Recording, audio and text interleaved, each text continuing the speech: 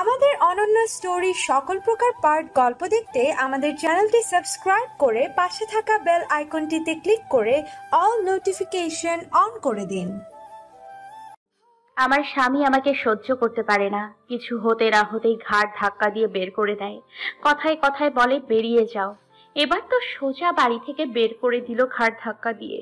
আজ 2 সপ্তাহ বাপের বাড়িতে পড়ে আছি, কোনো খোঁজ খবর অবধি নেয়নি। বলতে না বলতেই কেঁদে ফেলল তিথি। বয়স 19-20 হবে। একটুকুনি একটা মেয়েকে এভাবে বাড়ি থেকে বের করে দেওয়াটা ঠিক হলো? এই ধরনের পুরুষগুলো কি যে চায় তারা নিজেও জানে না। তাসলিমা খাতুন বললেন, এমন কেন তোমার বর? তিথি গাল মুছে বলল, আমি গরিব ঘরের মেয়ে, তাই সহ্য করতে পারে না। কেমন নাক সিটকায় সবকিছুতে, অহংকারী মানুষ। কোনোদিন আমার বাপের বাড়িতে পা রাখেনি। আমরা গরিব বলে আমার বাবাকে বলে ছোট লোক। তাসলিমা খাতুন বললেন, এইসব মোটেও ভালো না, অহংকার পতনের মূল। আমি কাউকে কিচ্ছু বলি না, আমার বাবাকেও কিছু বলি না, উনি গালাগালি করেন বলে। একবার উনি গোলামের পুত বলে ডেকেছিলেন, সেই থেকে যোগাযোগ বন্ধ করে দিতে বলেছেন, কিন্তু আমি যোগাযোগ বন্ধ করিনি, তাই আমাকে আরেক দফা অপমান করলো। আমি কাকে কি বলবো বুঝে উঠতে পারছি না। আমার শাশুড়ি অতটা খারাপ না, কিন্তু ওনার ছেলে হয়ে কথা বলে প্রায় সময় বলেন তোমার শ্বশুর আমাকে রোজ মারতো। এত বদমেজাজি ছিল, তারপরেও আমি কি বাড়ি ছেড়ে চলে গেছি। স্বামীর ঘর করতে গেলে মাটির দলার মতো নরম হয়ে থাকতে হয়। তোমার প্রতি তার কোনো টান নেই, তুমি বুঝতে পারো না? না, টান থাকলে আমি মারধর খেয়েও পড়ে থাকতাম ওই বাড়িতে। পড়ে থাকবোই বা কি করে? আমাকে তো ঘাড় ধাক্কা দিয়ে বের করে দিল, মুখের ওপর গেট বন্ধ করে চলে গেল। দারোয়ানকে বলল গেট খুললে ওদের মুন্ডু কেটে নেবে। আমার গর্ভে বাচ্চা এসেছে, তাই আমি সিদ্ধান্তহীনতায় ভুগছি। আমার মামাতো বোন বলল বাচ্চা নষ্ট করে ফেলতে, তাহলে ডিভোর্স হয়ে গেলেও সমস্যা নেই। আমি কি করব বলুন? যাই হয়ে যাক, ওই লোকটার সাথে আর কোনো দিন বনি বনা হবে না আমার। যাদের সাথে সংসার করা যায় তাদের মতো না ওই লোকটা। এত অহংকার, দম্ভ যে মাটিতে পা পড়ে না। কথায় কথায় বাড়ি থেকে বেরিয়ে যাও, কিছু খেতে না চাইলে এত আহ্লাদ আসে কোথা থেকে? এত ছোট লোকের মতো চলাফেরা কেন? এসব কথায় জর্জরিত করে আমাকে। তাসলিমা খাতুন বললেন, তুমি আমার কাছে এসে ভালো করেছো, কিন্তু তুমি আমার কথা শোনো। বাচ্চার কথাটা জানিয়ে দাও তোমার হাজবেন্ডকে। জানে ভালো করে। তাসলিমা খাতুন অবাক হয়ে বললেন, জানার পরও বের করে দিল? তোমার হাজবেন্ডের সাথে কি অন্য কারোর কোনো অ্যাফেয়ার আছে? থাকলে তো ভালোই হতো, কিন্তু সবাই তো আমার মতো গর্ধব নয়। আমাকে পেয়েছে কপাল করে। ওরকম দাম্ভিক অহংকারী দামড়া গন্ডারের সাথে জেনে শুনে কেউ নিজেকে জড়াবে না। আমার বাবা কি দেখেছে এত টাকা পয়সা ধার দেনা করে বিয়ে দিল আমি জানি না। এখন কিছু বললে ফোনের ওপাশে গোলামের পুত বলে চিল্লায়, কিন্তু মেয়ে জামাইয়ের সামনে গেলে সেই নেংটি ইঁদুরের মতো পালাই পালাই করে। তাসলিমা খাতুনের হাসি পেল কথাটায়, কিন্তু উনি নিজের ভাব গাম্ভীর্যতা ধরে রেখে বললেন, তোমার গায়ের রং শ্যাম কালো, এটা বলে কি খোঁচা দেয় তোমাকে? মা গো মা, খোটা দেবে কেন? আমার চেহারায় কি মায়া, তাই তো এতদিন একটু হলেও আদর সোহাগ পেয়েছি। আর সেও অত সুন্দর কোথায়? আমার চাইতে একটু উজ্জ্বল রং। তাছাড়া গায়ের রং ফর্সা হলে কি সুন্দর বলে তাকে? মুখটাকে সারাক্ষণ হনুমানের মতো করে রাখি। আমাকে দেখলেই নাকটাকে এমন ভাবে তুলে রাখে যেন আমি তরতাজা পায়খানা, আর পায়খানার তাজা গন্ধে তার চারপাশ ভরে গেছে। তাসলিমা খাতুন নড়ে চড়ে বসলেন, হাসলেন। তিথি তা দেখে বলল, আমার কথায় হাসি পাচ্ছে আপনার? আমি কি পরিস্থিতির মধ্যে দিয়ে যাচ্ছি তা আপনাকে বলতে পারছি না। আমি পরামর্শ নিতে এসেছি, পরামর্শ দিন। আপনার ফি অনেক, বারবার আসতে পারবো না। তুমি কোনো সমাধান না পেলে ফিসটা নিয়ে যেও, যেহেতু তোমার শাশুড়ি আমার ছোটবেলার বন্ধু হয়। ওসব কথা ছাড়ুন, আমি কি করব সেটা বলুন। তাসলিমা খাতুন বললেন, আমার আরো প্রশ্ন আছে তিথি। দেখো, স্বামী স্ত্রীর মধ্যকার সম্পর্কটা খুব সহজ, আবার খুব কঠিন। তোমার কথা শুনে মনে হচ্ছে তোমার হাজবেন্ড কোনো একটা কারণে তোমার সহ্য করতে পারে না। তুমি কখনো তার মন জুগিয়ে চলতে চেয়েছো? অনেকবার। রাতে কি এমনি এমনি ভালোবাসতো? বলেই নিজে লজ্জা পেয়ে গেল। তাসলিমা খাতুন হেসে বললেন, লজ্জা পাওয়ার কিছু নেই, বলো। শাশুড়ি মা বলেছেন সেজে গুজে থাকতে, তাই রাতে সাজগোজ করতাম। কিন্তু সেই গন্ডার তো সাজগোজও পছন্দ করে না। এবার ভীমবার এনে দিল লিপস্টিক মোছার জন্য, ভাবতে পারেন? কি বলো? এ তো রীতিমতো অত্যাচার। শুধু কি তাই, আমি ছোট লোক বলে এক টেবিলে বসে কোনোদিন খাইনি। আমার ব্যবহৃত সাবান কখনো ইউজ করে না। আমার কাপড় চোপড় কখনো তার আলমারিতে ঠাঁই পায়নি। তিথির চোখে জল টলমল করে ওঠে। তাসলিমা খাতুন তাকে সান্ত্বনা দিয়ে বলল, কাঁদবে না তিথি, বি স্ট্রং। তিথি টিস্যু দিয়ে নাকের পানি মুছে বলল, কাঁদবো না আর, অনেক কেঁদেছি। গুড। তোমার স্বামীর সাথে পরিবারের বাকি সদস্যদের সম্পর্ক কেমন? ভালো। শুধু তোমার সাথে এমন করে? হ্যাঁ। তোমার শাশুড়ি ছেলেকে একটুও বকাঝকা করে না, বোঝায় না? তিথি অবাক কণ্ঠে বলল, অত বড় কলিজা কার? এমন গন্ডার যে একটা চিৎকার দিলে মনে হয় ভূমিকম্প হচ্ছে। তাছাড়া বেয়াদব মানুষের কাছে থেকে যতই দূরে থাকা যায় ততই মঙ্গল। আমার শাশুড়িটা মানুষ খারাপ না, ওনার বাকি ছেলে মেয়েগুলোও অতটা খারাপ না, কিন্তু এটা গুন্ডা হয়েছে। তাসলিমা খাতুন বললেন, এ পর্যন্ত কতবার ঘর থেকে বের করে দিয়েছে? বিয়ের পর ঘর থেকে বের করে দিয়েছে 40-45 বারের মতো, বাড়ি থেকে এই তৃতীয়বারের মতো। আর কত অপমান সইব বলেন? দারোয়ান আর কাজের বুয়া সবাই আমার দিকে তাকিয়ে হাসছিল ঠোঁট চেপে। আমার গলায় দড়ি দিতে ইচ্ছে হয়েছিল তখন। প্রত্যেকবার ঘর থেকে বের করে দিলে শাশুড়ি এসে চেঁচামেচি করলে ঘরে ঢোকাতো, মেঝেতে শুতে বলতো। অনেক রাত মেঝেতে ঘুমিয়েছি, শীতে কেঁপেছি, একটুও মায়া হয়নি। আমাকে বের করে দিলে শাশুড়ি বলতো, ওকে ঠেলে তুই ঘরে ঢুকে যাবি, বলবি এটা আমার ঘর। বলেছো? হ্যাঁ বলেছি, বিনিময়ে মেঝেতে ঘুমাতে হয়েছে। আপনি না দেখলে বুঝবেন না। একটা আগাগোড়া বর্বর প্রকৃতির মানুষ সে। নেই মায়া দয়া টান মহাব্বত ভালোবাসা, টনে টনে ইগো আর অহংকার, দম্ভ রাগ আর ক্ষমতার বড়াই।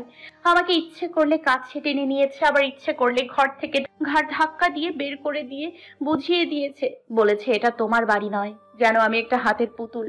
আমি কোথায় যাব এখন? হতাশ হয়েও না তিথি। তোমার কোনো বদ অভ্যেস আছে যা তোমার বর অপছন্দ করে? সে তো অনেক আছে, এত কথা বলতে চাই না। আমি ডিভোর্স চাই, ব্যাস। তাহলে বাচ্চাটা অ্যাবর্শন করিয়ে ফেলো। গন্ডারের বাচ্চা গন্ডারই তো হবে, রেখে লাভ কি? তাসলিমা খাতুন ঠোঁটের কোণায় মৃদু হাসির রেখা টেনে বলল, কিন্তু অ্যাবর্শন করানোর সময় তোমার হাজবেন্ডকে লাগবে, তার অনুমতি ছাড়া হবে না। তিথির কপালে হাত। আমি ওই লোকটার সামনে আর যাব না ভাবছি। বাচ্চাটা তো তোমার একার নয়, তাই তোমার একার সিদ্ধান্তে কিচ্ছু হবে না।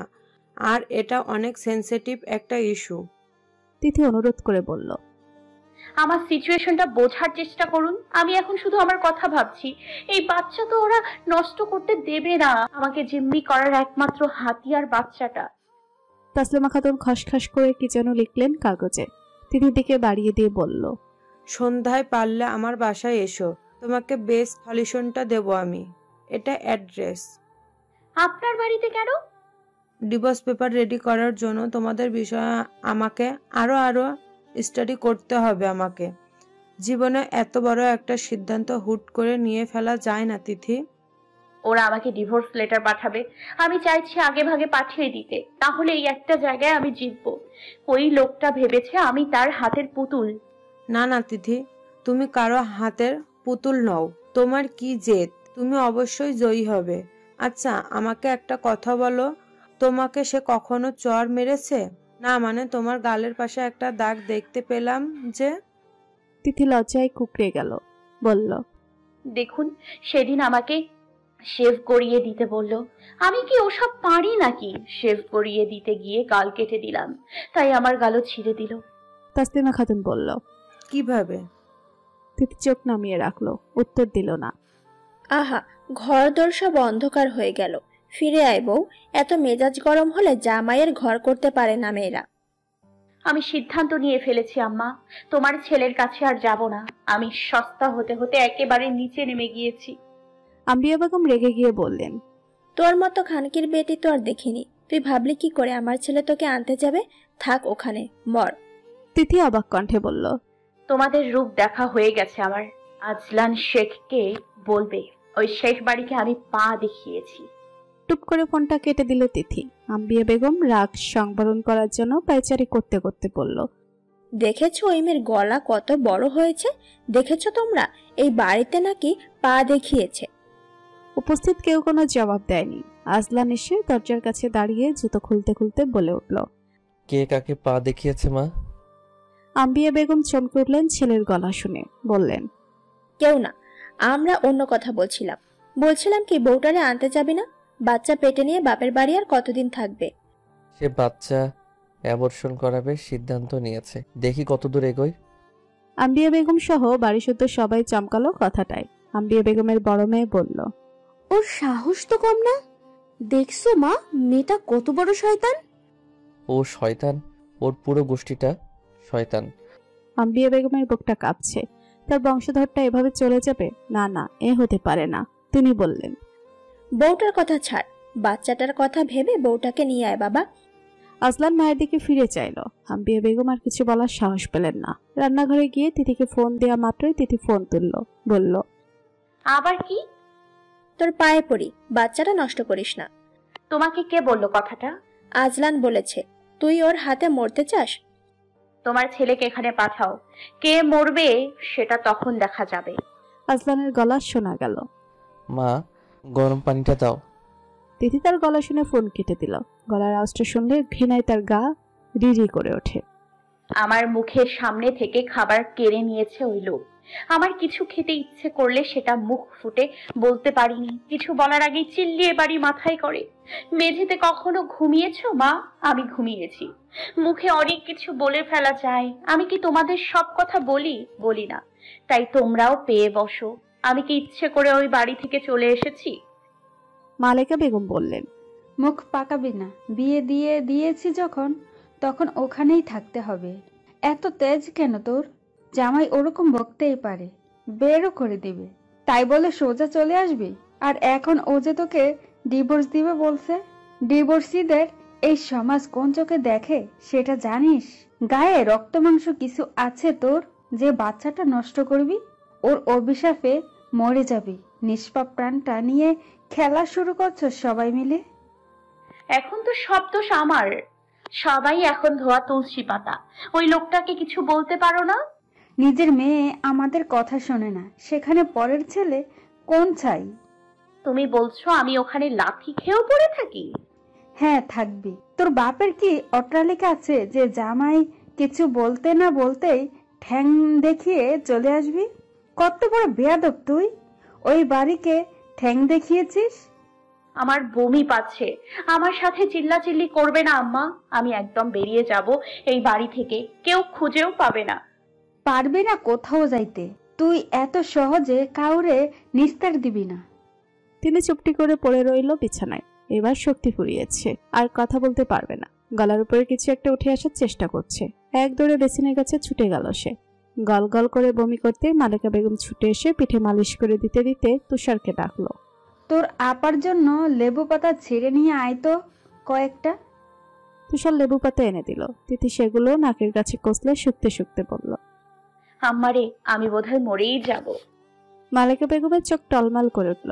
মেয়েকে বুকে চেপে ধরে দোয়া পড়ে ফু দিতে দিতে বলল, এমন অলক্ষণে কথা বলিস না তো। মা হওয়া কি মুখের কথা? এ জন্যই তোকে বলছি ওই বাড়িতে চলে যেতে। ভালো মন্দ খেতে তো পারবি, শুধু 3 বেলা ভাত পানি খেলে হয় না, ফলমূল খাওয়া লাগে। তোর বাপের এত হেডম আছে তোকে ফলমূল খাওয়ানোর। না না না, আমি মরে গেলেও আর ওই বাড়িতে যাব না। আমাকে 2 পয়সার দাম দেয় না, আমি 1 পয়সাও দিব না। তিথির বাবা মফিজুর রহমান মেয়ের জন্য ফুচকা নিয়ে এলেন আসার সময়। তিথি পই পই করে বলেছে, বাবা ফুচকা খেতে ইচ্ছে করছে, বেশি করে আনিও। মফিজ সাহেব তাই বেশি করে নিয়ে এলেন। তিথি বড় তৃপ্তি নিয়ে সেগুলো খেলো। মনে পড়লো বিয়ের পরের দিনগুলোর কথা। বিয়ের মাত্র 3 দিন পার হয়েছে, বাড়ি ভর্তি মানুষ। আয়েজা কোথা থেকে ফুচকা এনে দিল, বলল, ভাবি, ভাবলাম তুমি খেতে পছন্দ করবে, তাই নিয়ে এলাম। ভাইয়া আসার আগে খেয়ে নাও। তিথি তো মহা খুশি। প্লেট নিয়ে গপাগপ মুখে পুচ্ছিল একটার পর একটা। ঠিক তখনই কোথা থেকে লোকটা এসে চেঁচাতে চেঁচাতে তার হাত থেকে ফুচকার প্লেট কেড়ে নিল। এমনকি অনেক কটু কথাও শুনিয়ে দিল। সে নাকি কোনোদিন খেতে পায়নি, তাই খাবার দেখলে অমন করে, এমন কথাও শুনতে হয়েছে তাকে। নীরবে চোখের জল ফেলেছিল সে সেদিন। নতুন বউকে কি করে মানুষ এমন কটু কথা বলতে পারে? লোকটা যে এমন বেয়াদব গাদ্দার হবে তিথি সেটা বিয়ের দিনই বুঝতে পেরেছে। ভরা বিয়ের আসরে তাকে দেখে এমন ভাবে নাক মুখ কুচকে ফেললো যেন তার সুন্দর টলমলে মুখটাকে গু লেগে আছে। কেন মুখটা অমন করে ফেললো তিথি সেটা জানতে পারলো বিয়ে পড়ানো শেষে। যেন অধিকার বোধটুকু অর্জন করার জন্য এতক্ষণ চুপ করে ধৈর্য ধরে বসেছিল লোকটা। তার ঘরে এসে মুখটাকে বাদুড়ের পাচার মতো বিকৃত করে সাপ সাপ বলল, এই মেয়ে, মুখে এসব কি দিয়েছ? লাগছে কি রকম? এইসব সাদা বেসন তাড়াতাড়ি ধুয়ে মুছে নাও, নইলে তোমার আর ওই বাড়িতে যাওয়া হবে না। সময় 10 মিনিট। তিথিকে এমন অপমান জীবনে আর কেউ করেনি। শ্বশুরবাড়িতে যাওয়ার সময় সে অনেক কেঁদেছে, মা বাবার ভাইয়ের জন্য নয়, তার সাজ ধুয়ে ফেলতে হয়েছিল বলে। লাক্স সাবান দিয়ে ডলে ডলে মুখটা ধুয়ে মুছে তাকে গাড়িতে তোলা হয়েছিল। একটু ফেয়ার অ্যান্ড লাভলি পর্যন্ত মুখে মাখতে দেয়নি এই দামড়া গন্ডারটা। তিথি এই দুঃখে অনেক রাত অব্দি কেঁদেছে ফুলের বিছানার উপর বসে বসে। তারপর লোকটা যখন ঘরে এলো তখন সে কান্না থামিয়ে দিয়েছে। কিন্তু লোকটা যে মহাবাদর সে কথা তিথি তখনই জানতে পারল, যখন আদর দর করা শেষে তাকে বলল, খবরদার, একদম লজ্জা পাওয়ার ভান করবে না। তুমি যে লজ্জাবতী নও সেটা আমি ভালো করেই জানি। আমার আজ ঘুম পাচ্ছে খুব। লোকটা যেন শুনল না। তিথির অবশ্য একটা অপরিচিত লোকের চুমু খেতে মন্দ লাগেনি, আরো পেতে ইচ্ছে করছিল। কিন্তু দামড়া বেটা মাঝপথে তাকে ছেড়ে দিয়ে ভাস করে ঘুমাতে লাগলো। ভোর রাতে তাকে ঘুম থেকে টেনে তুলে গোসল করালো। ঘুম থেকে ডেকে তোলায় তিথি যখন মহাবিরক্ত, লোকটাকে আঙুলের গুঁতো মেরে যখন বলল, আমি এত সকালে ঘুম থেকে উঠি না। লোকটা আচমকা এমন রেগে গেল, ছিটকে দূরে সরে বলল, তোমার এত সাহস কি করে হয় আমার গায়ে হাত দেওয়ার? তুমি বেকুব সেটা জানতাম, এতটুকু ম্যানার্স জানো না সেটা তো জানতাম না। ফারদার এমন গায়ে হাত দিয়ে কথা বললে সোজা বাড়ি থেকে বের করে দেব। তিথি স্তব্ধ। লোকটার হুমকি ধামকি খেয়ে যখন সে কাঁদছিল, শাশুড়ি এসে বলল, আরে কাঁদিস না, একটু মানিয়ে নে, দেখবি তোকে অনেক ভালোবাসবে। আর গায়ে হাত দিয়ে কথা বলিস না, নিজে নিজে আগ বাড়িয়ে কাছে যাস না, বুঝলি? ওর মতো করে চল। তিথি তখন কথাগুলো চুপটি করে শুনলেও মনে মনে ঠিক করলো, কচু কচু, আমি কেন তার মনের মতো করে চলবো? আমার কিসের দায় পড়েছে? আমি কি অশিক্ষিত বকরি নাকি? আমি হলাম ইন্টার পাস মেয়ে। আমি গায়ে হাত দিতে না পারলে আমার গায়েও হাত দিতে আসুক। আর ঝামেলাটা লাগলো সেখানে। শাশুড়ির আঁচলটা ঠিকঠাক করে দেওয়ার বাহানায় তিথিকে ছুতে আসলে তিথি এক লাফে দূরে সরে গিয়ে বলল, নারী পুরুষ সমান অধিকার, বুঝলে? পারমিশন নিয়ে তবেই গায়ে হাত দেবে। লোকটা এমনভাবে গলা ফাটিয়ায় চুপ বলল যেন সে সিনেমার ফাটাকেষ্ট আর তিথি হচ্ছে রানু মণ্ডল। বিকেলে ডাক্তারের কাছে যাওয়ার জন্য বের হয়েছিল তিথি।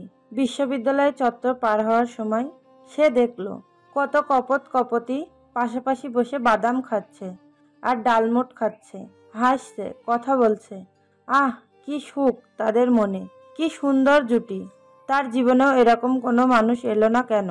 অথচ কলেজে ওঠার পর সে কত স্বপ্ন দেখত, সমবয়সী অথবা কলেজের সিনিয়র কেউ তার প্রেমে পড়বে, তাকে সুন্দর নামে ডাকবে, হাত ধরে পাশাপাশি হাঁটবে, ভীষণ ভালোবাসবে।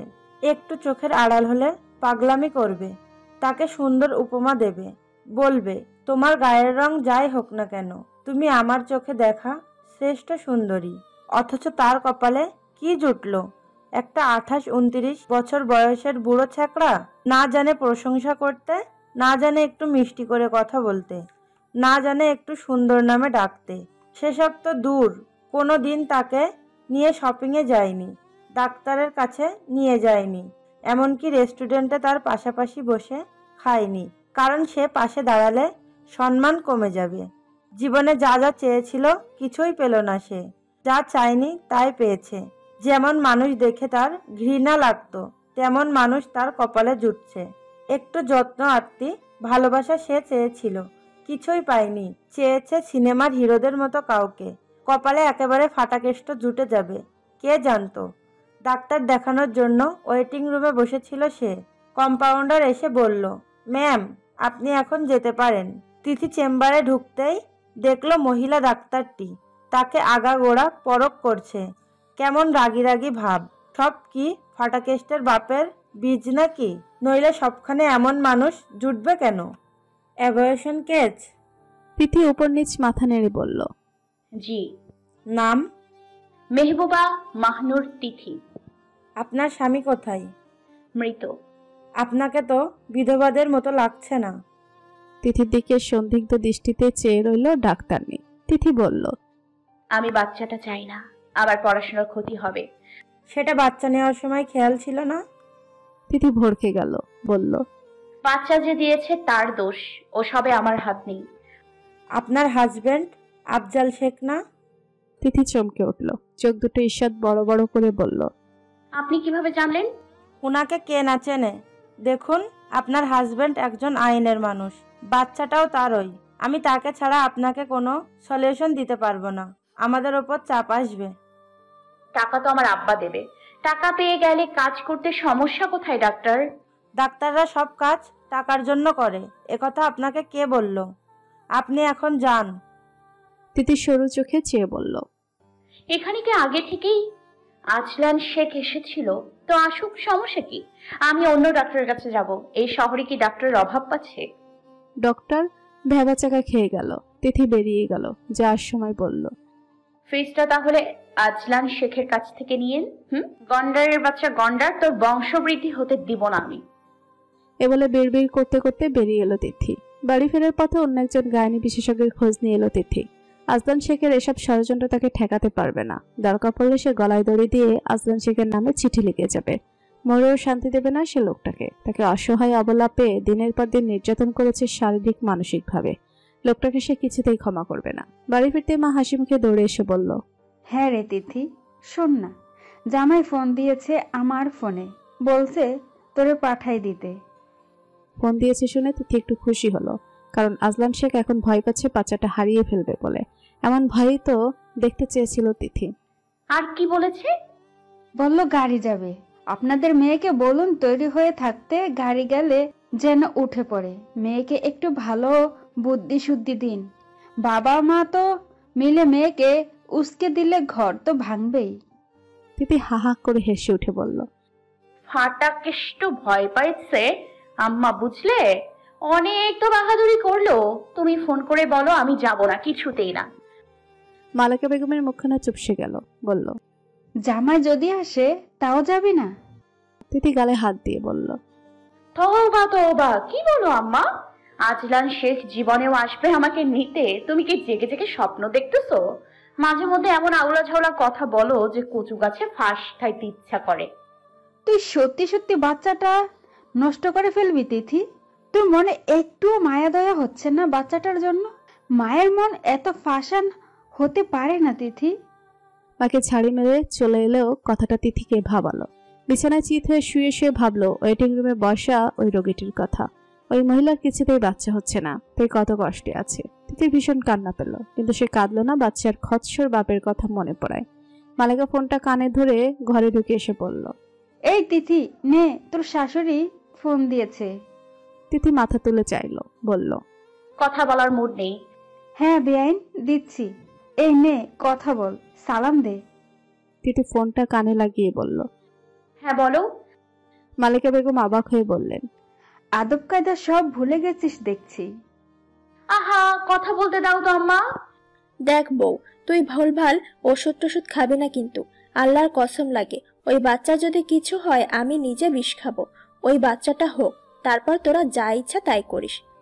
এসব তোমার কথা নাকি তোমার ছেলের? আমার ছেলের কথা হবে কেন? তোমার গুণধর ছেলে কোথায়?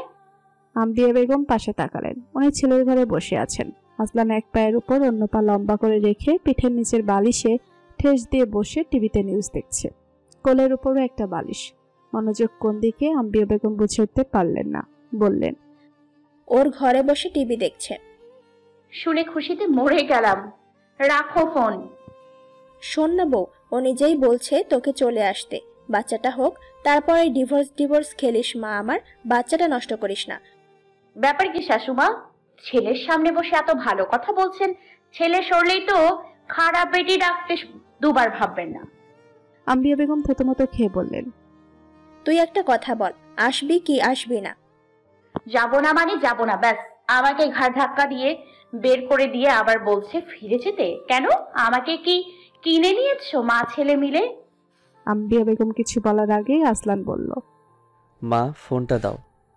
আম্বিয়া বেগম ফিসফিস করে বললেন, বকিস না বাবা, একটু বুঝিয়ে সুঝিয়ে বাড়ি আনতে পারিস কিনা দেখ, তারপর ওই বেটির কি হাল করি আমি দেখ।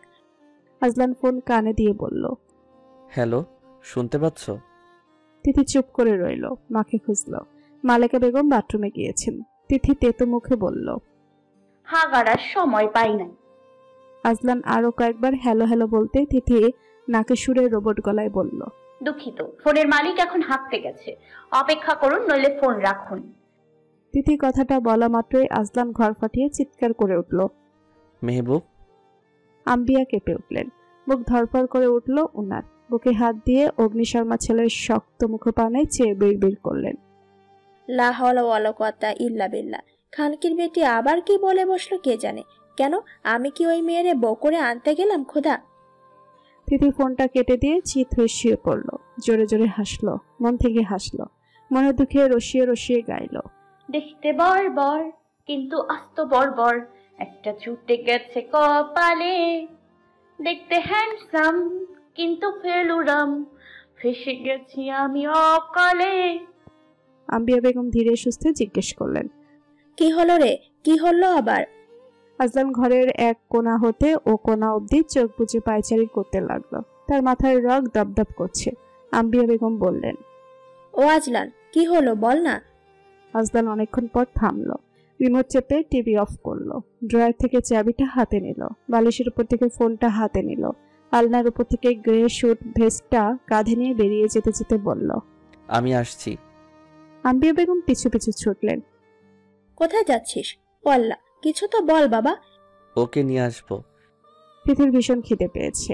মাগরিবের পরপর ভীষণ খিদে পাচ্ছে ইদানিং। দুপুরের ভাত বেঁচে গেলে সে আছরের আজানের পর আবার খায়। আজকে খায়নি, তাই খিদে আরো জোরসে বেড়েছে।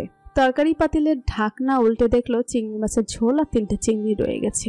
সেই পাতিলে দুমুঠ ভাত মিশিয়ে মাখতে মাখতে 2-4 লোকমা পুড়ে দিয়েছে মুখে। তখনই কলিং বেল বেজে উঠল। তুষার আর বাবা নেই বাড়িতে, মা নামাজ পড়ছে। তিথি ভাবলো হয়তো তুষার আর বাবাকেও এসেছে, তাই ভাত চিবোতে চিবোতে বাম হাত টেনে দরজা খুলল। দরজা খোলা মাত্র আজলানকে দেখে ভূত দেখার মতো চমকে উঠতে দেরি। তার হাতটা শক্ত করে ধরে, একদম চুপ বলে গাড়ির দিকে টেনে নিয়ে যেতে আজলানের দেরি হয়নি। কোরবানি গরুকে যেমন টানে ঠিক সেভাবেই টানতে টানতে নিয়ে যাচ্ছিল। তিথি বসে গেল আর না পারতে। আজলান চোখ নিচু করে তাকে দেখলো। তিথির ঠোঁটের একপাশে ভাত আর ঝোল লেগে আছে, ডান হাতে ভাত মাখা তো আছে। দেখতে দেখতে বমি পেয়ে গেল তার। তিথি এতক্ষণ কথা বলতে পারছিল না ভাত মুখে থাকায়। ভাতগুলো খাওয়া শেষে হাতে লেগে থাকা ঝোল ঝোল খেতে খেতে বলল, আচ্ছা ভাতগুলো খেয়ে আসি। আমার হাতে মাখা ভাতগুলো এখন কে খাবে? ওগুলো ফেলে দিলে অপচয় হবে না? তুমি তো অপচয় করা পছন্দ করো না। আজলান দাঁতে দাঁত চেপে তাকে হ্যাসকা মেরে টেনে তুলে গাড়িতে বসিয়ে জোরে গাড়ির দরজা বন্ধ করে বিড়বিড় করে বলল, কি দোষ করলাম জানি না, এমন একটা বস্তি কি করে জুটলো কপালে। সারা রাস্তা ভর তিথি ঢেকুর তুলতে তুলতে এলো। একটু পানি পর্যন্ত খেতে দেয়নি গন্ডারটা। এত অত্যাচার করে তাকে। গন্ডারটার সন্ত্রাস দমনকারী চৌকস বাহিনীর সদস্য না হলে নারী নির্যাতন গেছে সে কবে গলাতে ভরে দিত। তারপর বলতো, নে মদন, এবার টান জেলের ঘানি। তুই করবি সন্ত্রাস দমন, নিজেই তো আস্ত একটা সন্ত্রাস। তিথির ঢেকুর বেড়েই চলেছে। আজলান গাড়ি থামিয়ে একটা পানির বোতল কিনে দিল, বলল, আর একটা কথাও বলবে না। তিথি বোতলে ছিপি খুলে মুখ বসিয়ে চুকচুক করে পানি খেতে খেতে আজলানের দিকে তাকালো। আদেশ অনুযায়ী কোনো কথা বলল না। লোকটার কালো কুচকুচে দাড়ি, গভীর ভিড়ে ঠোঁট দুটো যেন গভীর জঙ্গলের মাঝে হদিস না পাওয়া সেই গুহার মুখ। খুললেই যেন গপ করে একটা আস্ত মানুষ গিলে ফেলার ক্ষমতা রাখে। মনের দুঃখে তিথি আপাতত কিছু বলল না। ঝগড়া করতে দুজন মানুষ লাগে, একজন মানুষ কতক্ষণ একা একা ঝগড়া চালিয়ে যেতে পারে। তার মধ্যে তিথি আবার গর্ভবতী, তার এত শক্তি কোথায়? এদের পুরো শেখ গোষ্ঠীর কাজ হচ্ছে জুতো মেরে গরু দান করা। তাকে সেদিন অপমান করে বের করে দিল, আর আজ আবার গরুর মতো টানতে টানতে নিয়ে যাচ্ছে। শাশুড়িটাও সারাক্ষণ গালিগালাজ করে, আবার বিপদে পড়ে গেলে মিঠা মিঠা কথা বলে তাকে হাত করার চেষ্টা করে। সবকটা ভণ্ড। তিথির দুঃখ হলো, একটা ভালো মানুষ, ভালো পরিবার তো সে চেয়েছে। এত বাড়ি গাড়ি দিয়ে কি হবে? এসবকে কতবার সে ঠ্যাং দেখিয়েছে হিসেব নেই। এসব তো সে চায় না, একটা মিষ্টিমুখ বর চায়। বাড়ি পৌঁছানো মাত্রই তিথি গাড়ি থেকে নেমে ডানে বামে ওকে ঝুঁকিয়ে দিল। বাড়ির দক্ষিণ দিকের সুইমিং পুলে বাড়ির বাচ্চা কাচ্চাগুলো হইচই করছে। আয়জাকে উপস্থিত দেখলো সে। ওদের দেখাশোনা, গোসল করানো আর খাওয়া দাওয়ার দায়িত্ব আপাতত আয়জা নিয়েছে।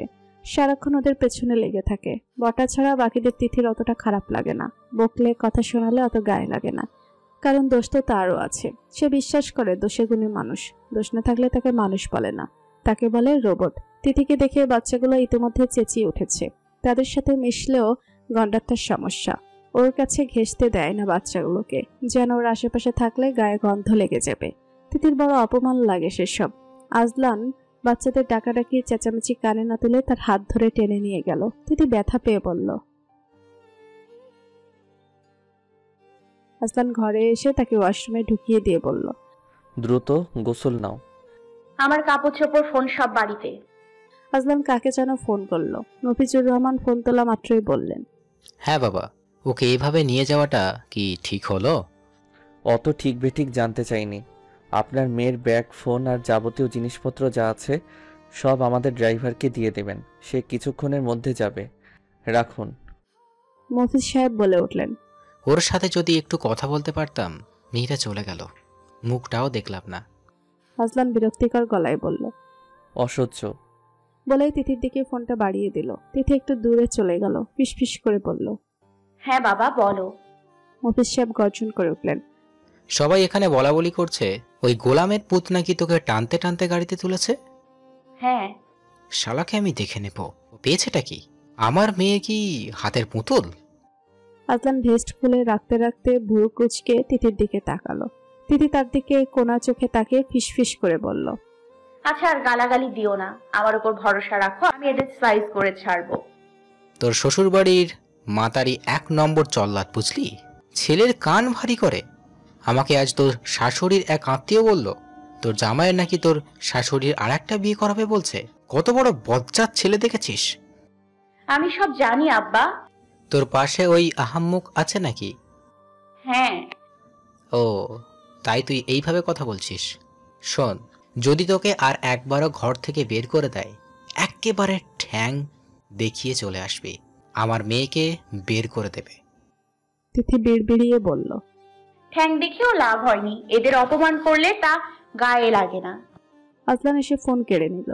তিথিকে ওয়াশরুমে ঢুকিয়ে দিয়ে তোয়ালের শাড়িটা দিল। তিথি বলল, আমি তোমার ঘরে থাকবো না। কোথায় থাকবে সেটা আমি ডিসাইড করব, নট ইউ।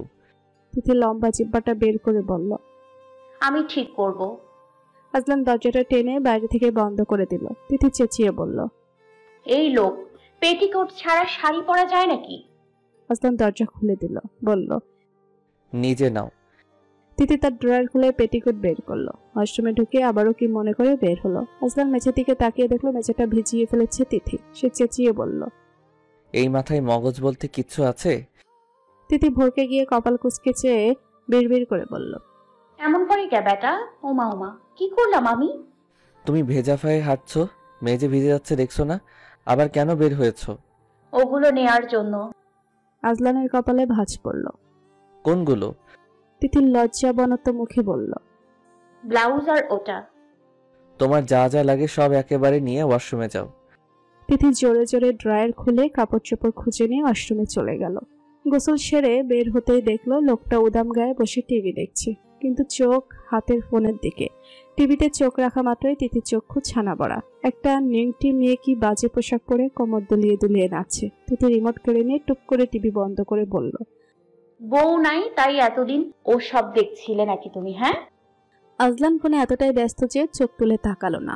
কাজ শেষে মাথা তুলে বলল, কি বললে? চেহারাটা এখন হনুমানের মতো বানিয়ে ফেলেছে, অথচ এতক্ষণ স্বাভাবিক ছিল। তিথি স্পষ্ট করে বলল, নিংটি মেয়েগুলোকে দেখতে তোমার ভালো লাগে তাই না? কথাগুলো একটু আওয়াজ করে বলল সে। বলার পর স্তব্ধ হয়ে গেল আজলানের প্রতিক্রিয়া দেখে। কি এমন বলল যে এভাবে দাঁত কটমট করতে হবে? বিছানা থেকে নেমে টি শার্ট হাতে নিয়ে এমন ঝাড়া মারল তার মুখের সামনে। তিথির মনে হলো তার কলেজা ফুসফুস সব দুলে উঠল যেন। তারপর দাঁতের পেছনে নিচের ঝকমক দাঁতগুলোকে পিষতে পিষতে বেরিয়ে গেল লোকটা। তিথি দরজার কাছে গিয়ে বলল, সদা সত্য কথা বলিবে, এই কথা যে বলেছে তার সাথে রাগ দেখাও। আমি তো জাস্ট সেটা করে দেখিয়েছি। আজও আম্বিয়া বেগম ঘরে এসে বললেন, এই বাড়িকে ঠ্যাং দেখিয়েছিস না, তাও আবার এলি যে? তিথি হাহা করে হেসে বলল, তোমাদের লজ্জা শরম নেই? ঠ্যাং দেখানোর পরেও ঠ্যাং ধরে মাপ চেয়ে নিয়ে এলে কেন? বোঝো আমার দাম কত? আম্বিয়া বেগম অপমানিত হয়ে চেয়ে রইলেন। এই মেয়ে কিসের তৈরি? বলল, আমি চাই তুই ওর সাথে ভালো করে সংসার কর, নাতিপুতিতে ভরে উঠুক আমার ঘর দুয়ার। এত বড় বাড়ি ঘর ওদের জন্যই তো বানিয়েছি। তিথি শাড়ির কুচি ঠিক করতে করতে বলল, তোমার ওই রসকসহীন ছেলেকে আমার সাথে ঝুলিয়ে দিয়ে বহুত নাচা নেচেছ সুমনা। রসকস নেই বলেই তো গরিব ঘরের মেয়ে এনেছো, নইলে তুমি পারফেক্টিকে খুঁজে আনতে। বেকুব মাথা মোটা, ও ছোট থেকেই ওরকম গাদ্দার, তাই ওর জন্য একটা সাদামাটা বউ খুঁজে এনেছি, যাতে মুখে মুখে তর্ক না করে, ওর মন জুগিয়ে চলে। তুই এমন বোম্বে মরিচ ছবি কে জানতো? তোকে প্রথম দেখায় তো মন্দ লাগেনি রে, তুই একটু ওর মনের মতো হয়ে চলতে পারিস না? অনেক মন জুগিয়ে চলেছি, আমার ডিসিশন ফাইনাল। বাচ্চাটা তোমাকে ধরিয়ে দিয়ে এই বাড়িকে ঠ্যাং দেখিয়ে চিরতরে চলে যাব। আম্বিয়া বেগম তিথির মাথাটা ঠেলে দিয়ে বললেন, তোর মতো মেয়ে আমি আমার জীবনে দেখিনি। আজলান ঘরে আসতে আম্বিয়া বেগম বেরিয়ে গেলেন। আজলান ফোনটা কানে চেপে ধরে তার সিক্রেট ড্রয়ারটাতে চাবি লাগালো। কথা বলতে বলতে দেখলো তিথি ব্লাউজটা শুধু টানছে, কোথায় একটা টান পড়ছে।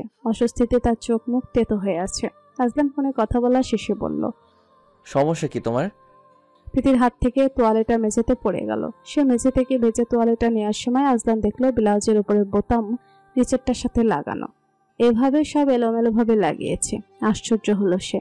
গালের ভেতর কথা রেখে এক দৃষ্টে তিথির দিকে চেয়ে রইল সে। তিথি তোয়ালেটা বালতিতে ছুঁড়ে মারল। আজলানকে ওভাবে তাকিয়ে থাকতে দেখে কপাল কুঁচকে বালতিটা হাতে নিল, আবারও ফিরে চাইলো। আজলানকে একইভাবে চেয়ে দেখতে দেখে বিড়বিড় করে বলল, মনে হয় রাতের শয়তানটা গায়ে এসে বসেছে। সে ঘর থেকে বের হবে এমন সময় আজলান তার বাহু খপ করে ধরে টেনে এনে বলল, গবেট কোথাকার, ব্লাউজের বোতাম উল্টাপাল্টা লাগিয়েছো, ঠিক করো। তিথি শাড়ি আঁচল সরিয়ে বলল, ও মা, তাই তো, তোমার চোখ তো ডেঞ্জারাস। বলে এই বোতামগুলো ঠিকঠাক লাগাতে শুরু করলো। আজলান বলল, ও শিট, তোমার মধ্যে লজ্জা বলতে কিছু নেই? মানুষকে দেখিয়ে দেখিয়ে কেউ বোতাম ঠিক করে?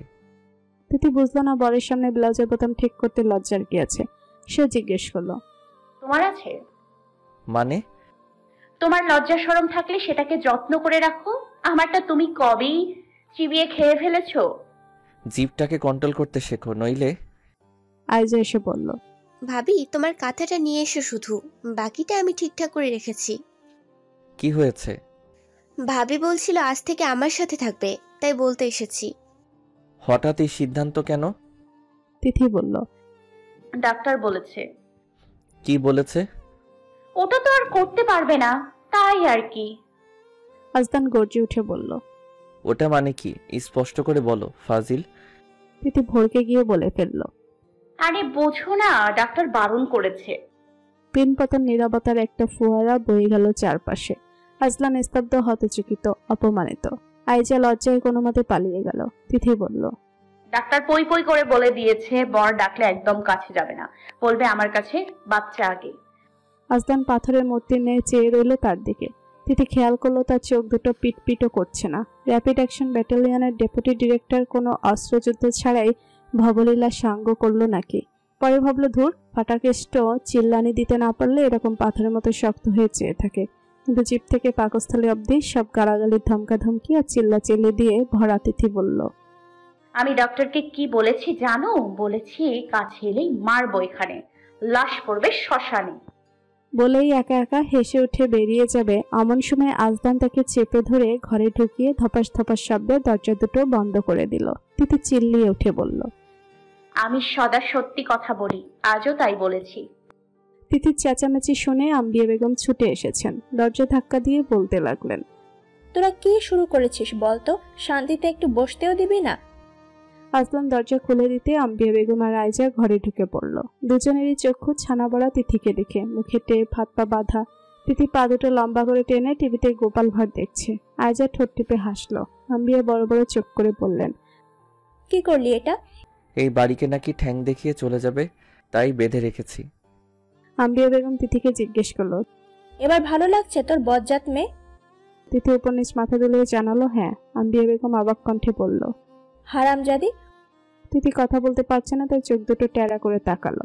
আজলান ফোল্ডিং আয়রন টেবিলে তার ইউনিফর্মটা আয়রন করাচ্ছিল।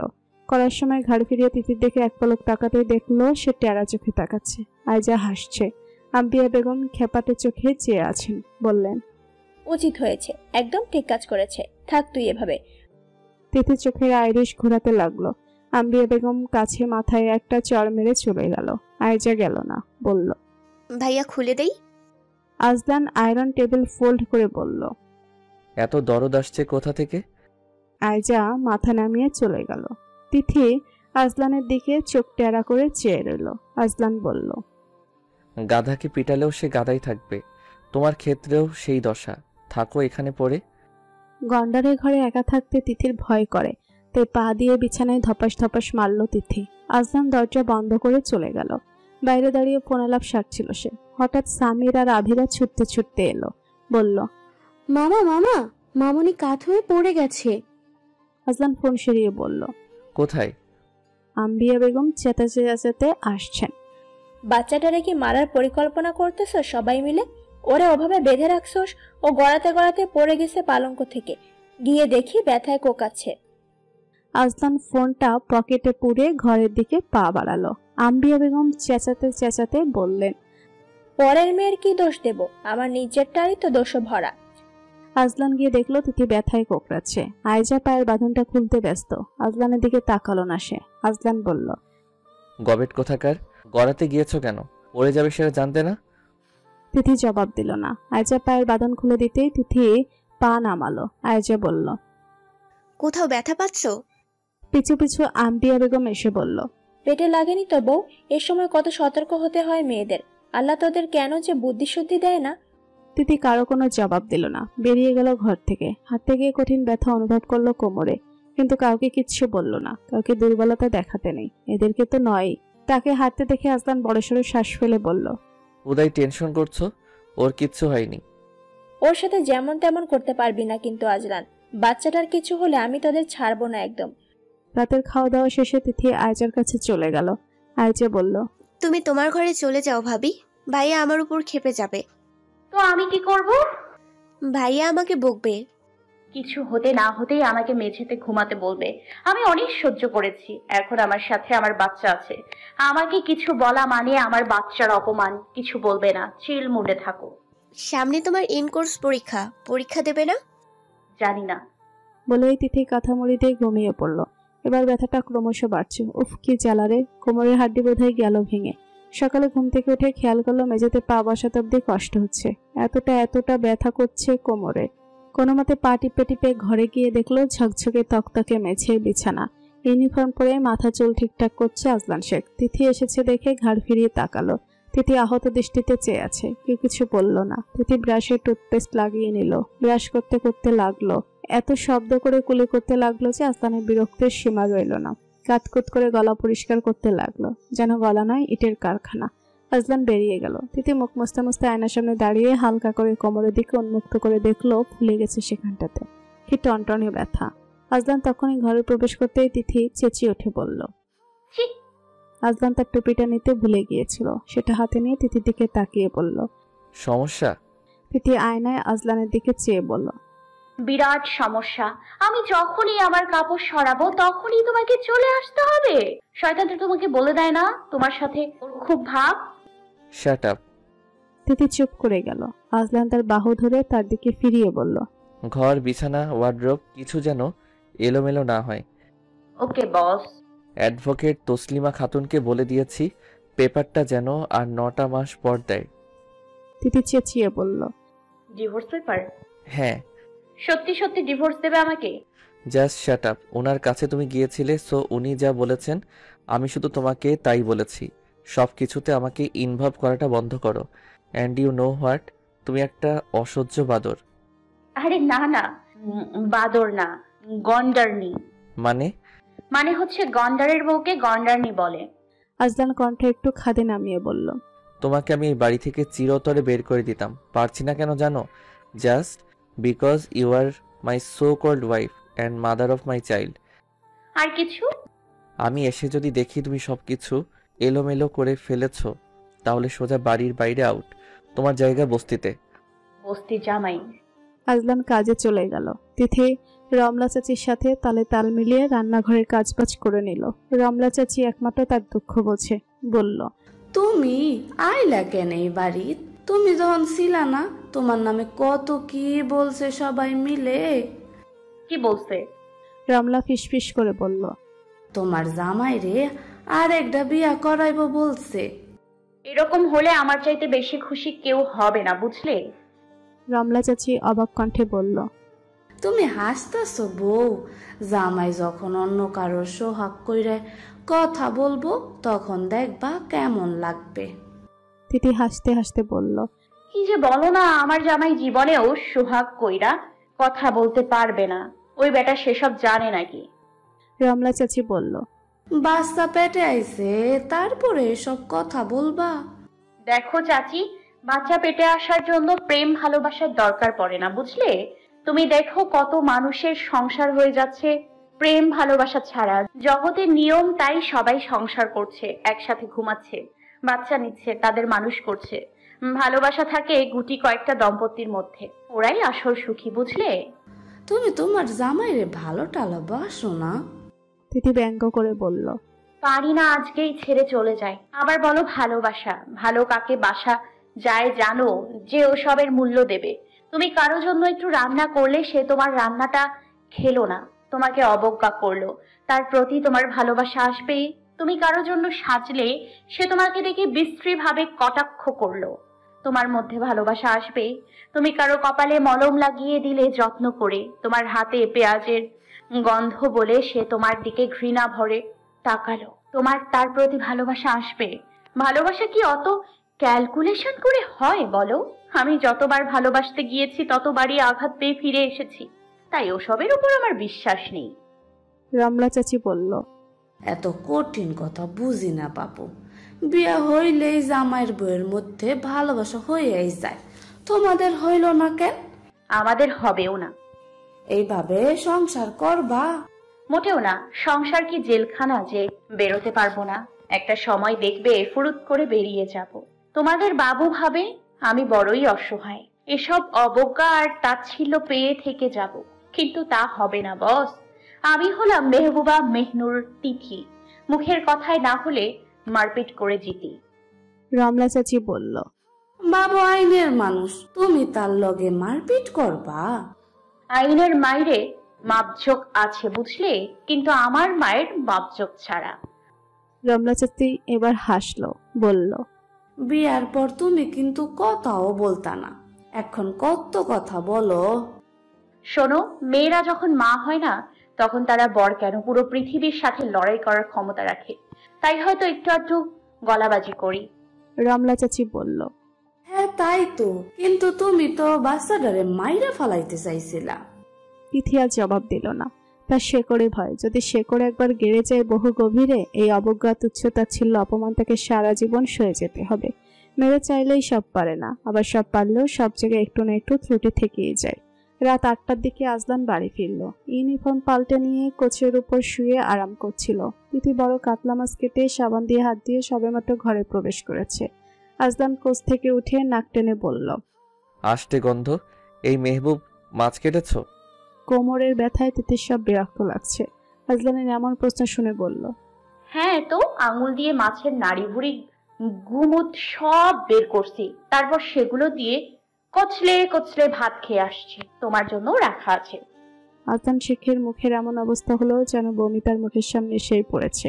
গর্জে উঠে বলল, এই চুপ, একদম চুপ।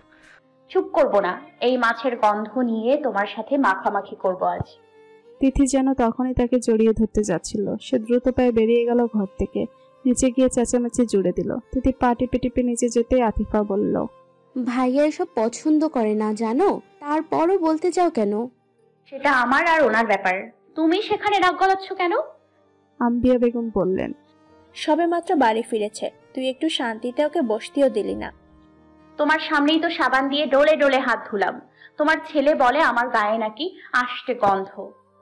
আম্বিয়া বেগম আর কিছু বললেন না। আতিফা বলল, মাছ কাটার সাথে সাথে তোমাকে ভাইয়ার সামনে যেতে হবে কেন? আমি আমার বরের কাছে কখন যাব সেটা তুমি বলে দেবে? আপু তুই কেন ভাবিকে বকছিস? ভাইয়ার দোষ আছে, এত খুঁত ধরলে আমার নিজেরও রাগ লাগবে। আজলান বাড়িতে ঢুকে এলো, কারো দিকে তাকালো না, চুপচাপ ঘরে চলে গেল। তিথি যখন ঘরে গেল তখন আজলান সবেমাত্র গোসল শেষ করে বের হয়েছে। উদাম গায়ে ঘরময় পায়চারি করতে করতে মাথা মুছছে, গায়ে সাবানের খুশবু। তিথি নাক টানতে টানতে বলল, কি বিশ্রী গন্ধ রে বাবা, এসব সাবানও মানুষ ব্যবহার করে আজকাল। আজলান তার দিকে তাকালো, বলল, বস্তির লোকজন এই সোপ কখনো চোখেও দেখেনি, ব্যবহার করা তো দূর। তিথি ওয়াশরুমে ঢুকে পড়লো বাঁকা হেসে। সাবানটা দিয়ে ডলে ডলে মুখ হাত ধুয়ে নিল। কামিজের ওড়নাটা বালতিতে ডুবিয়ে রেখে বেরিয়ে এলো। আজলান নাক টেনে বলল, তুমি আমার সোপ ইউজ করেছো? কই না তো। আজলান এগিয়ে এসে তার হাত ধরে শুকে বলল, মিথ্যে বলছো কেন? শুধু হাত দিয়ে ধরেছি। আজলান তার কপালের কাছে শুকে বলল, মুখও ধুয়েছো? সাবানে আবারও চুল লাগিয়ে রাখোনি তো? ওটা দিয়ে তো চুলও ধুয়েছি দুপুরে। আজলান দাঁত কিরমির করতে লাগলো। তিথি বিড়বিড়িয়ে বলল, ফাটা কেস্টোর পছন্দ আছে? আহা কি মিষ্টি গন্ধ। আচ্ছা, এসব গন্ধ মেখে মেয়ে মানুষের সামনে হাঁটলে তো তারা পাগল হয়ে যাবে, জড়িয়ে ধরতে চাইবে। সে জড়িয়ে ধরে নাক টেনে বলল, বাপরে কি খুশবু। আজলান চোখ নিচু করে তাকে দেখে বলল, এসব কি হচ্ছে? ছাড়ো। তুমি আমার গায়ে পড়ো কোন সাহসে? আমার গায়ে তোমার ওই রাতের শয়তানটা এসে বসেছে। মানে আদর পেতে ইচ্ছে করছে, একটু করো না গো। আজলান তাকে দূরে ঠেলে দিয়ে বলল, আমার মেজাজ খারাপ করে এসেছো আদর চাইতে? আর হোয়াট ইজ আদর? এসব ওয়ার্ড শুনতে কেমন লাগে? ভালোই তো লাগে। আজলান কপাল চেপে ধরে বলল, উফ। আমাদের পাড়ার ওই রাতুল ভাই ছিল না, সেও তোমার মতো এরকম করতো। উফ, যা লাগতো না তখন। বলেই তিথি কপাল চেপে ধরে উপ বলে আজলানের মতো হাঁটতে লাগলো। আজলান বলল, সে শয়তানটা আবার কে? তিথি ফিক করে হেসে উঠে বলল, চাইল্ডহুড লাভ। তোমার যেমন একটা টিঙ্কি ছিল, আমারও তেমন একটা ডিঙ্কি ছিল। তাকে দেখলেই আমার দিলের ধড়কন বাইরে যেত। সেখানে শব্দ হতো ধুপধাপ ধুপধাপ, যেন ভেতরে ডিজে চলছে। আহ কি ফিলিংস মাইরি। কোথায় হারিয়ে গেল সেসব ফিলিংস? কপালে একটা ফাটা কেষ্ট জুটে গেল, আর আমার সেসব ফিলিংসের মাইরে বাপ হয়ে গেল। বলতে না বলতেই বেসিনের কাছে ছুটে গিয়ে গল গল করে বমি করলো তিথি। পানির ছাপটা মেরে ঢলে পড়তে পড়তে দেয়াল ধরে দাঁড়িয়ে পড়লো বহু কষ্টে। আজলানের দিকে চেয়ে বলল, তুমি যতগুলা চুমু খেয়েছো সব এখন বের হচ্ছে। আগেই বলেছিলাম আমার পেটে ভালো কিছু সহ্য হয় না। আজলান তাকে ধরতে আসলে তিথি এক ঝটকায় দূরে ঠেলে দিয়ে বলল, আই এম ওকে বস। বমি টমি করেছো? তাই একেবারে গোসল করে ফেলাটাই বেটার হবে। তিথি ছুটে গিয়ে সোজা বিছানায় উপর হয়ে শুয়ে পড়ল। আজলান তাকে চিৎ করে শোয়াতেই টের পেল তিথি জ্ঞান হারিয়েছে। জ্ঞান ফিরতেই তিথি দেখলো তার মুখের উপর একটা পুরুষ মানুষ লেবু পাতা কসলাচ্ছে। তিথি চোখ মেলা মাত্রই দেখলো খুশবুওয়ালা। আহ কি খুশবু রে। আজলান তাকে চোখ খুলতে দেখে বলল, তুমি আমাকে ভয় পাইয়ে দিয়েছো। তিথি তার গলা জড়িয়ে ধরে বলল, ডক্টর কিন্তু চুমু খেতে বারণ করেনি। দেখি জোরসে একটা চুমু দাও তো। এখন ফ্লিংস এসেছে, ফ্লিংস এর 12টা বেজে গেছে। 13টা বাজলে সমস্যা। কুইক। অসম্ভব, আগে ব্রাশ করো। একটা চুমুর জন্য ব্রাশ লাগবে না চুমু। তিথি আজলানকে খুঁজতে খুঁজতে সুইমিং পুলের ধারে চলে এসেছে। আজলান ফোন আলাপে ব্যস্ত। তিথির কোমর ব্যথাটা বাড়ছে। কিসের উপর ভর করে হাঁটছে সে নিজেই জানে না। ফাটাকেষ্টকে বলা ছাড়া উপায় নেই, নইলে পরে দেখা যাবে অবস্থা কেরোসিন হয়ে গেছে। তখন আর রক্ষে নেই। সে হাঁটতে না পারলে ফাটাকেষ্ট তাকে নিজের মর্জি মাফিক ব্রাশ করাবে আর গোসল করাবে। সে গিয়ে বলল, একটা জরুরি কথা। আজলান রাগত দৃষ্টিতে চেয়ে ইশারা করলো চুপ থাকতে। ভীষণ ব্যস্ত ভঙ্গিতে কথা বলছে সে। তিথি তার সামনে গিয়ে দাঁড়িয়ে বলল, ভীষণ জরুরি, আর সহ্য হচ্ছে না। আজলান আঙুল তুলে ঠোঁটের কাছে রেখে চুপ থাকতে বলল। তিথি তার শার্ট টেনে ধরল। একবার শোনো, রাতে আমার ঘুম হবে না। আজলান তাকে চুপ করানোর জন্য মাথাটা টেনে চেপে ধরল বুকে। যদি ইট পাথরের উপর চেপে ধরতো এতক্ষণে তার কপাল ফেটে রক্ত গড়াতো। এতটা জোরে চেপে ধরে মানুষ? তারপর ফোনের ওপাশের জনকে একের পর এক কমান্ড দিয়ে গেল, থামার নয়। তিথি খুশবুতে মগ্ন হয়ে রইল, তাই নড়াচড়া করেনি। ব্যাপারটা তার মন্দ লাগেনি। শেষে ওকে ফাইন গুড নাইট বলার পর ফোনটা পকেটে রাখতে দেরি। তিথি মুখ তুলে চেয়ে কিছু বলার আগে আজলান জোরসে একটা চুমু খেয়ে ছেড়ে দিয়ে বলল, আজব পাবলিক, কথা বলছি সেখানে এসে ডিস্টার্ব করছে, অসহ্য। বলেই গটমাট পায়ে হেঁটে চলে গেল। তিথি হতচ্ছাড়ার মতো তার যাওয়ার পথে চেয়ে রইল। ঠোঁট মুছে বলল, ওমা, চুমুতে কি কোমরে ব্যথা যাবে? এই লো। আরে আরে, ব্রাশ তো করিনি। আজলান পায়ের উপর পা তুলে বসে টিভি দেখছিল। আম্বিয়া বেগম হন্তদন্ত পায়ে হেঁটে ঘরে এসে বলল, বউটারে কোমরে কত জখম হয়েছে দেখেছিস? মনে হয় হাড্ডিতে আঘাত লেগেছে। এবার মনে হয় বাচ্চাটার আর রক্ষে হলো না। আজলান ভুরু কুচকে কথাগুলো শুনে বলল, এসব কখন হলো? পালক্য থেকে পড়ে যাওয়ার হয়েছে, তাড়াতাড়ি ডাক্তারের কাছে নিয়ে যাও ওকে। এখন হাঁটতে অবধি পারছে না, তোকে তো কিছু বলাও যায় না। আমাকে কিছু না বললে বুঝবো কি করে? বউ বাচ্চা তোর, অথচ চিন্তায় মরি আমি। তোকে কেন যে বিয়ে করাতে গেলাম। আজলান রিমোট চেপে টিভি বন্ধ করে বিছানা থেকে নামলো। অনেক বাছাবাছির পর thin sport windbreaker ultra light জ্যাকেটটা বাছাই করে পরে নিল। তারপর মাথার চুল আশ্রে আবার হাত দিয়ে এলোমেলো করে দিল, আবার আশ্রালো। আমেনা বেগম সরু চোখে চেয়ে আছেন। ছোট থেকে তার এসব ঢং দেখতে দেখতে অতিষ্ঠ তিনি। বউটা সহ্য করছেই বেশি, কিছু বলতেও পারেন না। আজলান পারফিউম স্প্রে করে ফোনটা পকেটে ভরতে ভরতে বের হলো। আয়েজাকে ডেকে বলল, ওকে বোরকা পরিয়ে দে, মইনকে গাড়ি বের করতে বল। আম্বিয়া বেগম তার পেছু পেছু এসে বললেন, তুই ওকে ডাক্তারের কাছে নিয়ে যাচ্ছিস? ওখানে পরিচিত একজন ডাক্তার আছে, তার কাছে যাব। আম্বিয়া বেগম খুশি হয়ে বললেন, আল্লাহ সুবুদ্ধি দিল এবার। তিথি শ্বশুরের সাথে গল্পগুজব করছে। এই বাড়িতে এই মানুষটা সম্পূর্ণভাবে তিথির পক্ষে কথা বলে। শাশুড়ি মায়ের মতো ক্ষণে ক্ষণে পোলট্রি খায় না। সে দেখেছে ছেলের সাথে ওনার অঘোষিত একটা যুদ্ধ চলে সবসময়। তবে উনি ভদ্রলোক, সবসময় তর্কে জড়াতে ভালোবাসেন না। শুকরশালা এমনভাবে আজলান শেখকে খোঁচা দিয়ে কথা বলেন, যেটা বাড়ির অন্যরা সহজে ঠাউর করতে না পারলেও আজলান শেখের কোনা চোখের চাউনি দেখে তিথি স্পষ্ট বুঝতে পারে এজন্য খোঁচা নয়, ওই গোয়ার গালরাতে ঠাস ঠাস করে পড়া চর। দৃশ্যটা ভাবতেই তিথির শান্তি লাগে। তিথির অসহ্য রকমের যন্ত্রণা হচ্ছিল, এমনকি পায়ের উপর ভর দিয়ে হাঁটতে দম বন্ধ লাগছিল ব্যথায়। আয়জা বোরকা পরিয়ে দিতে আজলান বলল, চলো। তিথি মুখ গোমড়া করে চেয়ে বলল, আমি মুখটুক কিছুই ধুইনি। তোমার মুখ দেখছে কে? আম্বিয়া বেগম বললেন, ওর কথা শুনিস না তো বাবা, নিয়ে যা। ও মনে হয় সাজগোজ করার কথা বলছে। এক্স্যাক্টলি শাশুমা। আজলান তার হাত ধরে বলল, শাট আপ, চলো। ডাক্তারের কাছে যাচ্ছ, সিনেমা হলে নয়। তিথিকে টেনে তুলতে তিথি কোমরে হাত চেপেও মারে বাপরে বলে ডেকে উঠল। আজলান ভয় পেয়ে হাতটা ছেড়ে দিলে তিথি বলল, যাব না ডাক্তারের কাছে, আমি হাঁটতে পারছি না। আফতাব শেখ চশমা ঠিক করে বললেন, তোমার বরকে বলো যেন কোলে তুলে নিয়ে যায়। তিথির ব্যথিত মুখখানা ঝলমলে উঠল। আজলান বলল, এতক্ষণ তো বেশ হাঁটছিলে। তোমার কোলে উঠবো আমি? কোন সময় ধপাস করে ফেলে দাও তার গ্যারান্টি নেই। আফতাব সাহেব ময়েনকে উদ্দেশ্য করে বললেন, মইন, তুমি তোমার স্যারের হয়ে সব কাজ করো, এটুকু করতে পারবে না? ময়েন মাথা হেট করে দাঁড়িয়ে রইল। আজলান ওনার দিকে তাকিয়ে কাটকাট গলায় বলল, মইন, গাড়ি স্টার্ট দাও। ময়েন চলে গেল। আম্বিয়া বেগম ওনার স্বামীকে বিড়বিড় করে বললেন, বেয়াক্কেল একটা, ওর বউ মইন কোলে নেবে কেন? নাতিপতি হয়ে গেছে, এখনো আক্কেল হয় না বুড়োর।